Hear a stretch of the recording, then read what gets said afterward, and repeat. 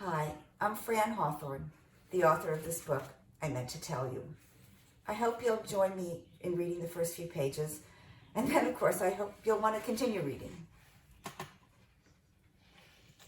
Prologue. April 13th, 1996, Interstate 495, en route to Washington Dulles International Airport. In her yellow car seat behind Miranda, Tali danced her soft, stuffed fox on its two rear legs and sang loudly in a mix of Hebrew and English.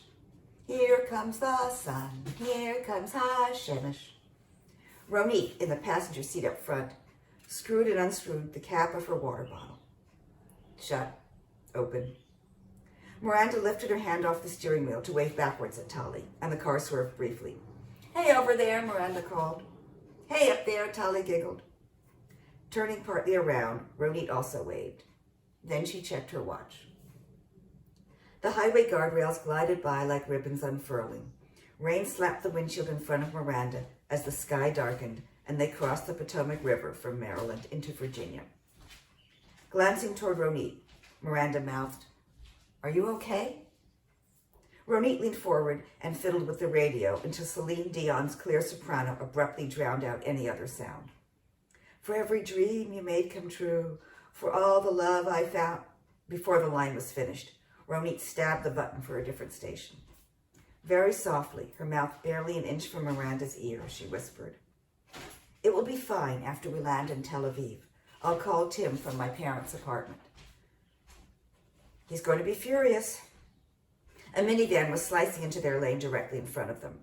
Raggedly, Miranda swerved leftward. The car just behind her in that lane immediately honked.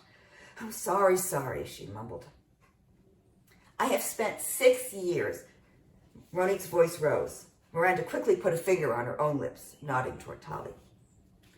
"I have spent 6 years," Ronit continued more quietly, "doing what Tim wants so he won't be furious." "I know. I made the coffee too strong. I made it too weak.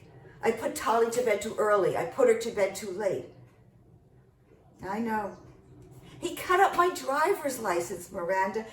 He canceled my credit cards. He said he makes all the money, so he'll decide how I spend it."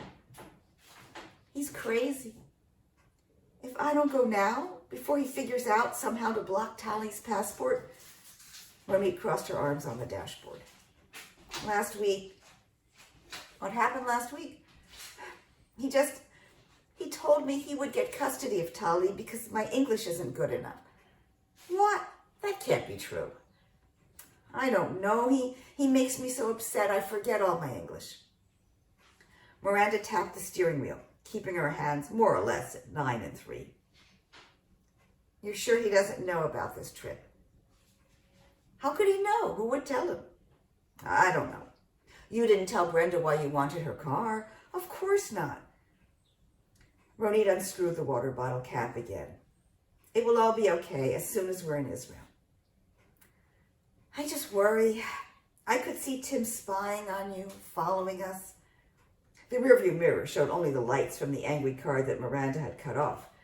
But it was definitely possible to imagine Tim, his fingers gripping the wheel of the old black BMW, his brown hair falling over his eyes, tearing down the interstate after them at 75, 80, 85, even in the rain, coming right up against Brenda's trunk. Did he have any idea what kind of car Brenda owned? "I'm sorry I'm bringing you into all of my problems." Ronit began hitting her lap with the water bottle while she spoke. "It's okay. That's what friends are for. I just need my family for a while. I need my mother." Tali had fallen asleep, her head resting against the side of her car seat, her dark curls squished underneath her cheek. "Tim always has some reason why Tali and I can't go to Israel, not even to visit for 3 days. Every year, even before we started the divorce." Washington Dulles International Airport, 5 miles, a sign said. Brenda's faded air freshener swinging from the rearview mirror reeked of sickly sweet pine. The radio announced a spring sale at Sears. "When are you going to tell your lawyer?" Miranda asked. Ronit turned the radio louder. "Maybe tomorrow. The lawyers can finish the divorce without me. They're almost done anyway." I still think you should have. Tali stirred. Her fox dropped to the floor. The windshield wipers smeared water. The car behind them honked. Ronit checked her watch. I'll get you to the airport in plenty of time, don't worry. Rain, white lines, guardrails, exit sign. The asphalt underneath Brenda's red Toyota rolled away at 70 miles an hour, onward to Ronit and Tali's waiting El Al airplane.